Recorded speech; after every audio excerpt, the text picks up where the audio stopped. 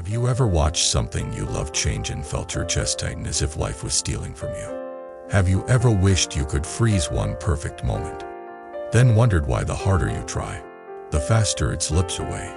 Welcome back to the channel, my friend, where we take the real confusion of being human and turn it into a path of awakening, wisdom, karma, compassion, and steady practice. Today we are going to talk about impermanence, not as a cold idea, but as a living truth that touches every part of your life. The reason I keep coming back to this teaching is simple. If you do not understand impermanence, you will spend your life fighting reality. And fighting reality is exhausting. But if you learn to understand impermanence in your bones, you gain a kind of freedom that does not depend on perfect circumstances. You become someone who can breathe inside change. Someone who can love without turning love into a cage. Someone who can face loss without turning loss into a life sentence. Impermanence sounds like a big word, but it shows up in small places first. A cup of coffee cools down. A song ends.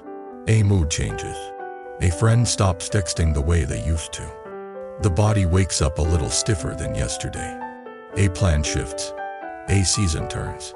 A child grows. A parent ages. One day you realize the world you thought was stable was actually moving the whole time. Most suffering begins when the mind treats movement like a mistake. The mind says, this should stay. This should not change. This should not end. This should not be happening. And then the mind adds pressure to the heart. Pressure to hold on. Pressure to control. Pressure to predict. Pressure to manage every feeling and every outcome. But life is not a statue. Life is a river. And Buddhism is one of the few traditions that looks at the river and tells the truth without decoration. Everything is changing. Everything. Not because life is cool, but because life is alive. Now when people first hear this, they sometimes feel depressed. They hear, everything changes, and they think, so nothing matters. But the Buddha did not teach impermanence to make you numb. He taught it to wake you up. Because when you accept change, you stop wasting your time pretending you can own what was never meant to be owned. You stop demanding guarantees the universe cannot give. You stop tightening around every moment. And then, surprisingly, life feels more intimate, more precious, more real. Let me start with a simple scene. Imagine you are holding a small object in your hand. Something that matters to you. Maybe it is a gift. Maybe it is a ring. Maybe it is a letter. Maybe it is a photo. As you hold it, you notice the mind wants to lock it in place. The mind wants to protect it from time, from damage, from change. The mind wants the meaning to stay the same forever. But even as you hold it, your hand is changing. Your breath is changing. The light in the room is changing. The atoms in that object are moving. The entire universe is moving. Impermanence is not a threat. It is a description. It is the reality that everything is in motion. So, why does it hurt so much? Because we cling. Clinging is not only holding. Clinging is holding with fear. Clinging is holding as if your safety depends on it. Clinging is the belief that if you lose this, you lose yourself. Clinging is the inner demand that life must stay the way it was when you felt secure. And what happens when you cling to a moving reality? You suffer. Buddhism explains this with a very simple image, sometimes called the two arrows. The first arrow is what happens in life. A loss, a change, a disappointment, a sickness, an ending. The second arrow is what you add. The story that says, this should not be happening. The story that says, I cannot handle this. The story that says, this proves something is wrong with me.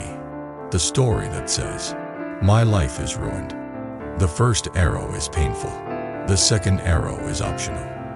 Not always easy to remove, but possible through practice. Impermanence is one of the strongest teachings for removing the second arrow, because it changes the way you interpret what happened. Instead of seeing change as betrayal, you see it as nature. Instead of seeing endings as personal attacks, you see them as part of a living process. Instead of thinking, "Why is this happening to me?" you begin to ask, "What is this moment asking me to practice?" And that question is where awakening begins. Now let us go deeper. People often say, "I understand impermanence, but I still suffer." That is because understanding in the mind is not the same as understanding in the body. You can repeat the idea, "Everything changes," while your nervous system still expects permanence, like a child expects a parent to never leave the room. So the practice is to train the body to tolerate change without panic. This is where mindfulness, breath, and compassion become practical tools. Imagine a moment of change that triggers you. A message that feels cold. A friend who cancels plans. A new ache in the body. A financial surprise. A memory that stings. The mind immediately reaches for control. It says, "Fix this now. Solve this now. Understand this now." But impermanence says, "First, be here now. Feel what is happening without immediately turning it into a war." This does not mean you do nothing. It means you act from clarity rather than from panic. Let me tell you a story that illustrates the difference. A person is walking through a marketplace. They are not looking for spiritual teaching. They are looking for something ordinary. Food, supplies, a small comfort. As they walk, they see an older vendor selling bowls. Beautiful bowls, simple bowls, practical bowls. The person picks one up and feels a quiet happiness. The bowl feels like it will bring stability. The person imagines using it every day, building a little ritual, a little sense of home. The vendor watches the person smile and says something odd. "Treat it like it is already broken." The person is confused. "Why would I do that? I just bought it." The vendor says, "Not because you want it to break, but because it will. If you remember it can break, you will appreciate it while it lasts. And when it breaks, you will not be shocked. You will still feel sadness, but you will not be destroyed by surprise." That is impermanence as wisdom, not pessimism. Prepared tenderness. Now let us bring this into modern life. Your body is a bowl. Your job is a bowl. Your relationship is a bowl. Your reputation is a bowl. Your mood is a bowl. Your health is a bowl. Valuable. Yes. Permanent. No. The mind wants permanent bowls because permanent bowls would mean permanent safety. But safety does not come from permanent bowls. Safety comes from learning how to live when bowls change.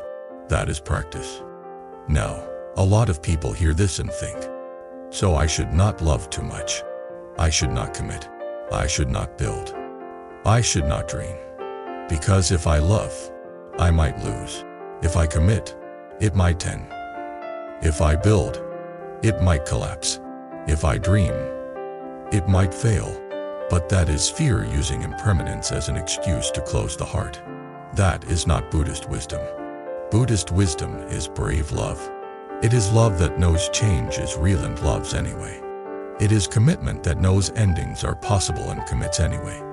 It is building that knows collapse is possible and builds anyway. With care and humility. Because, what is the alternative? A life where you avoid attachment by avoiding life. That is not freedom. That is numbness. So the real lesson is not do not love. The real lesson is do not cling. Love without clinging. Care without control. Commitment without possession. That is the middle way. Now, let us talk about why everything changes. Because understanding the mechanics can actually calm the mind. Buddhism teaches that everything arises due to causes and conditions. Nothing is independent. Nothing exists by itself. Everything is connected. Everything depends on something else. And because conditions are always shifting, what arises also shifts. Your mood depends on sleep, food, hormones, stress, memories, weather, conversation, and 1,000 other conditions. Your relationships depend on timing, communication, health, life stages. choices, and conditions you do not fully control. Your career depends on markets, networks, skills, luck, and changing economic condition. Your body depends on genetics, habits, environment, and the simple truth that cells are always changing. When you see life as conditions, you stop taking change personally. You stop saying, life is targeting me. You start saying, conditions are shifting. Now what? And that now what is where karma enters. Karma is not a cosmic punishment. Karma is cause and effect in your life. It is the truth that your intentions and actions shape the conditions you live in. It is also the truth that you do not control all causes, but you do control some. That means you are not powerless. Impermanence and karma work together like this. Impermanence says, everything changes, so do not cling. Karma says, since everything changes, your choices matter, so practice. That combination is powerful. It stops you from falling into despair, and it stops you from falling into control addiction. Now let us walk through a story of impermanence, not as an abstract idea, but as a lived experience. Imagine a person who feels safe in a routine. Same morning schedule, same route to work, same lunch spot, same friends, same expectations. The routine is not only convenience, it is emotional safety. The mind loves routine because routine feels predictable, and predictability feels like control. Then, something changes. A move, a breakup, eye health issue, a family shift, something that breaks the routine. The person feels like the ground is gone. Their mind becomes loud. They ask, why now? Why me? Why this? They replay the past, searching for a place to stand. They run into the future, searching for a guarantee. They cannot find it. They become anxious. They become irritable. They become exhausted. This is what it feels like when the mind has built its safety on external stability. Now imagine a different response.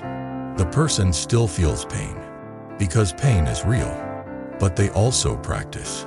They sit down and breathe, not to make pain disappear, but to stop feeding panic.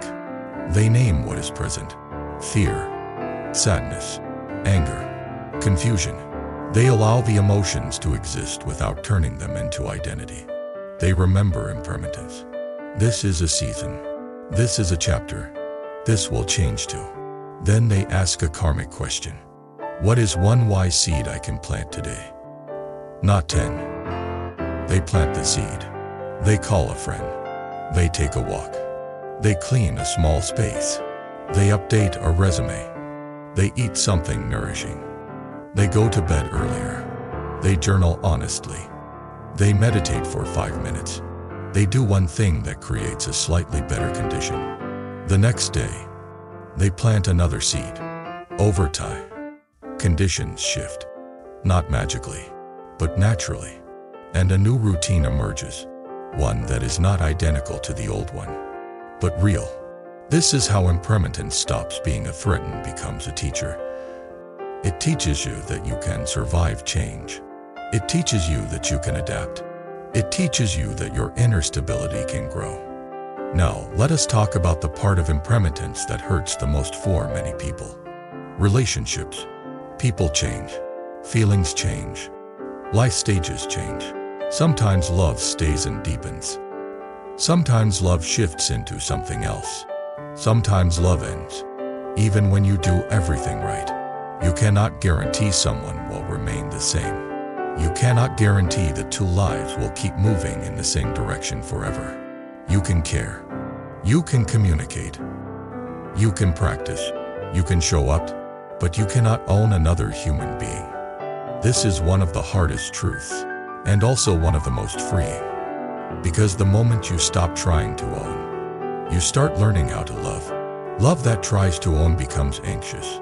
It monitors, controls, demands, and fears. Love that accepts impermanence becomes more honest. It becomes more present. It becomes less performative. It becomes less about contracts and more about care. This does not mean you tolerate disrespect. Acceptance is not the same as allowing harm. Buddhism is not asking you to be a doormat. It is asking you to see reality clearly and respond with wisdom and compassion. So what does impermanence ask of you in love? It asks you to stop taking love for granted. It asks you to stop assuming there will always be another chance to speak kindly. It asks you to stop delaying honesty.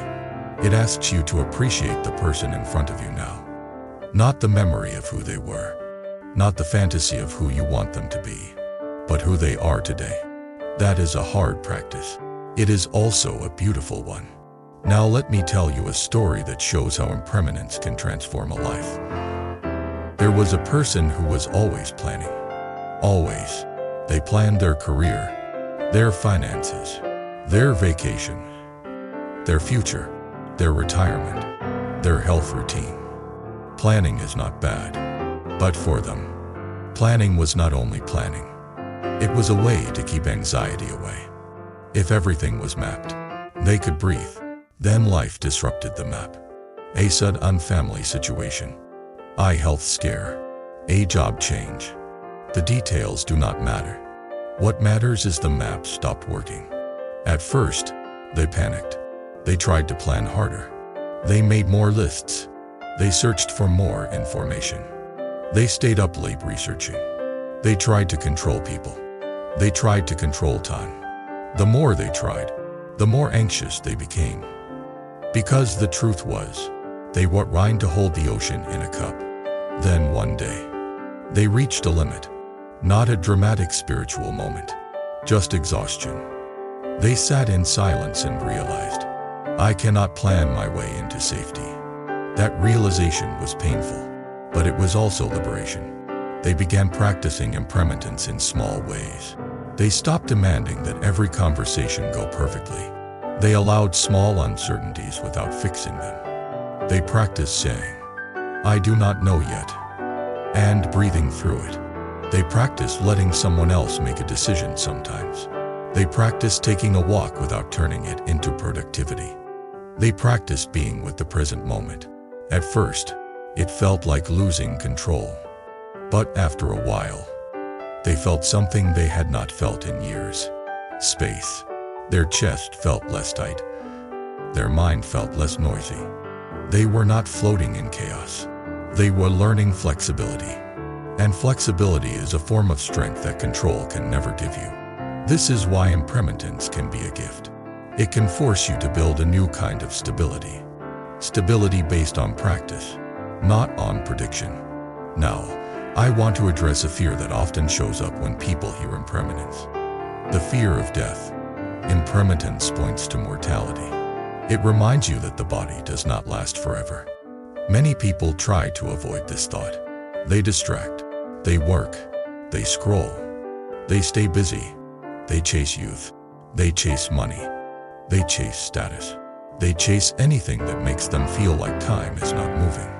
But time moves. So what is the wise relationship to this truth? Buddhism does not teach death obsession. It teaches death awareness as a way to live well. When you remember that life is not guaranteed, you become more careful with your attention. You become less interested in pointless conflict. You become more willing to forgive. You become more willing to say what matters. You become more willing to practice. Impermanence makes the heart honest, and honesty is the foundation of awakening. Now, let us bring compassion into the center again. Because without compassion, impermanence can feel harsh. With compassion, impermanence becomes gentle. Compassion means you stop punishing yourself for struggling with change. It means you stop saying, I should be stronger. I should be over this. I should not care. It means you recognize that the heart is allowed to feel. It is allowed to grieve. It is allowed to miss. It is allowed to fear. You do not have to be a robot to be wise. Compassion also means you stop using spiritual ideas to bypass emotion. Some people hear impermanence and try to skip grief. They say, everything changes, so I should not feel sad. That is not wisdom. That is avoidance disguised as philosophy. Real practice is feeling sadness and staying present, feeling grief and staying kind, feeling fear and still choosing wise action. That is the path. Now, let us talk about the moment when impermanence becomes obvious. The moment something breaks. A relationship breaks. A plan breaks. A body breaks. A dream breaks. A sense of identity breaks. When something breaks, the mind often goes into a desperate mode. It wants to restore the past. It wants to find someone to blame. It wants to find an explanation that makes it feel safe. It wants closure. Sometimes closure is possible. Often it is not. So what do you do when there is no closure? You practice. You accept that the mind wants a neat ending. But reality does not always provide one. You accept that you may never fully understand why someone did what they did. You accept that you may never get the apology you want. You accept that you may never get a perfect explanation. Then you turn toward your own heart and ask, what is the wise response now? This is not resignation. It is maturity. Now, here is a subtle point that changes everything. Impermanence is not only about external events. It is about the self. The self you think you are is also changing. Your preferences change. Your beliefs change. Your identity shifts. Your values evolve. Your personality adapts. Even your memories change. Because memory is not a fixed recording. It is a living reconstruction. This means you are not trapped in being who you were. This is hope. This is liberation. If you have ever looked back and thought, I cannot believe I used to think that, you already know the self is impermanent. If you have ever outgrown a habit, you already know. If you have ever healed from a heartbreak, you already know. If you have ever become kinder after suffering, you already know. So impermanence is not only the truth that things end. It is also the truth that you can transform. This is where awakening becomes practical. Awakening is seeing clearly that clinging creates suffering, and then practicing release in small ways until release becomes your nature. So how do you practice impermanence in daily life without turning it into a heavy obsession? You start small. You notice small changes without resisting. The weather changes, and you do not complain for 5 minutes. A plan changes, and you practice flexibility. A person disagrees, and you practice not needing to win. A feeling changes, and you practice letting it move. You lose something small, like a minor convenience, and you practice acceptance without drama. These are not meaningless. They are training the nervous system. They are teaching the body, I can survive change. Then, when bigger changes come, you have a foundation. Now let me tell you another story, one that many people recognize. A person is scrolling through old photos late at night. They see faces that are no longer in their daily life. Friends who drifted. Family members who passed away. A version of themselves that looks younger. They feel a wave of sadness. The mind says, I want that back. The mind says, I wasted time. The mind says, life is slipping away. This moment can become suffering, or it can become wisdom. If it becomes suffering, the person keeps scrolling, feeding regret, feeding longing, feeding the belief that the best is behind them. They fall asleep with heaviness, wake up with heaviness, and slowly build a life shaped by the past. If it becomes wisdom, the person pauses. They let tears come if tears come. They breathe. They remember impermanence. They remember that longing is a form of clinging. They appreciate the memories without moving into them. They ask, what is one thing I can do tomorrow that honors what I value? Maybe call someone. Maybe visit someone. Maybe apologize. Maybe create something. Maybe take care of the body. Maybe practice meditation. They plant a seed. That is karma. That is practice. That is turning impermanence into a path. Now, I want to connect this to destiny. Because many people fear impermanence because they fear losing their direction. They fear that if everything changes, they cannot build a life. But impermanence does not destroy direction. It changes the kind of direction you seek. Instead of seeking a fixed destination, you seek a wise way of walking. Instead of seeking a life where nothing changes, you seek a mind that can meet change.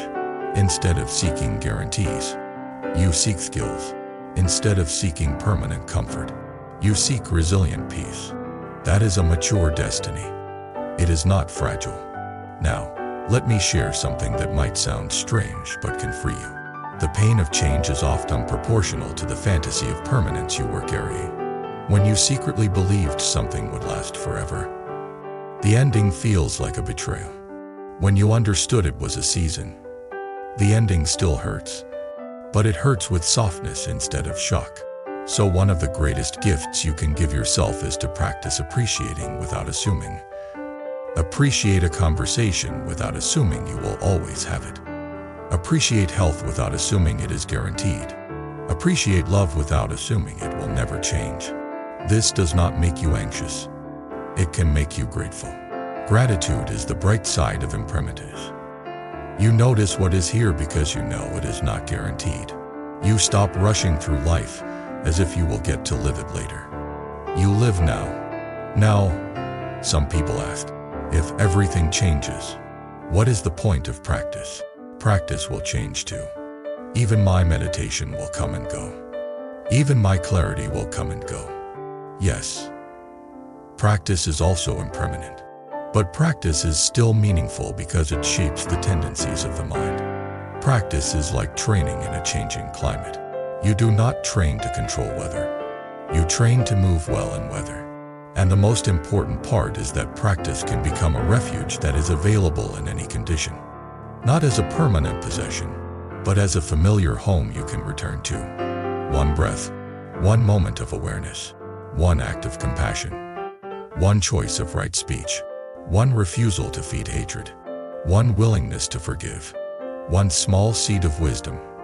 These are always possible, even in chaos, even in grief, even in fear. That is the deepest security Buddhism offers. Not that life will stop changing, but that you can learn to meet change without losing your heart. Now let me close with a reflection that ties everything together. Impermanence is the truth that everything changes. Clinging is the habit of treating the temporary as permanent. Suffering is what happens when clinging meets reality. Awakening is what happens when you see this clearly. Karma is what happens when you respond with wise causes. Compassion is what keeps the heart open through the whole process. Practice is how you do it again tomorrow. I have seen people become freer when they stop fighting impermanence. I have seen someone stuck in regret for years, then finally realize regret is also impermanent, and begin planting new seeds. I have seen someone terrified of aging, then practice compassion and acceptance, and discover that dignity is not youth. Dignity is presence. I have seen someone shattered by a breakup, then slowly learn to love without possession, and become kinder rather than bitter. I have seen someone lose a job and think life ended, then realize the old identity was impermanent, and build a life that felt more aligned. None of this means pain is good. It means pain can be met with wisdom. So if life is changing around you right now, I want you to remember this. You are not failing because things are shifting. You are not cursed because a chapter ended. You are alive in a moving world, and you can practice. Now I would love to hear from you. What change are you resisting right now? And what would it look like to meet that change with 1 degree more softness and 1 degree more wisdom? Share your story in the comments. Subscribe to the channel, hit like, and consider becoming a member so we can keep creating long, honest teachings together. Until next time, keep practicing, keep breathing, and keep walking the path with compassion.